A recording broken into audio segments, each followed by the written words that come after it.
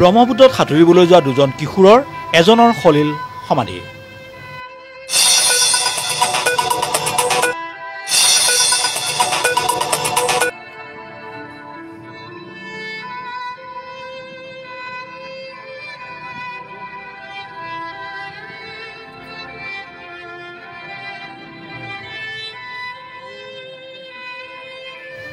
মাজুলীৰ গায়ন গাঁৱত সংঘটিত হৈছে এই শোকাবহ ঘটনাটো।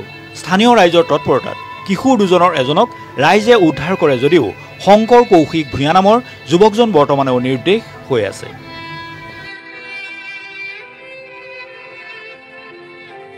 মাজুলীৰ গায়ন গাঁৱত শোকাবহ ঘটনা। ব্ৰহ্মপুত্ৰত সাঁতুৰিবলৈ যোৱা দুই কিশোৰৰ এজনৰ সলিল সমাধি। কিশোৰ দুজন গায়ন গাঁও আৰু কলনীৰ বাৰীৰ।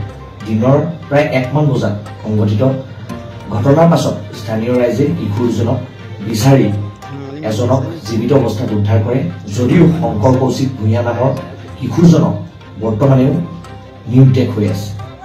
SDR বাহিনীয়ে উদ্ধাৰ অভিযান চলাই আছে যদিও উদ্ধাৰ কৰিব পৰা নাই।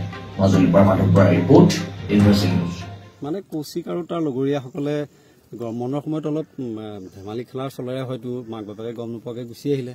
আহি ইয়াতে সাঁতুৰি নাদুৰি থাকোঁতে সাঁতুৰিব নাজানিছিলে, ইয়াতে পৰি গ'ল।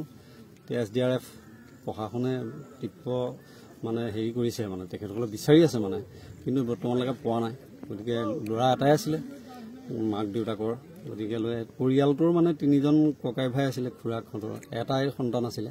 গতিকে কৌশিকৰ মানে এতিয়া মৃত্যু হৈছে বুলিয়ে এতিয়া ধৰিব পাৰি আৰু মানে এতিয়ালৈকে যেতিয়া বিচাৰি পোৱা নাই। গতিকে পৰিয়ালৰ অৱস্থা সাংঘাতিক বেয়া হৈছে। ইতিমধ্যে আপোনালোকে দেখিছে প্ৰশাসনে তীব্ৰ জোৰদাৰে মানে অভিযান চলাইছে, কিন্তু পোৱা নাই বৰ্তমান।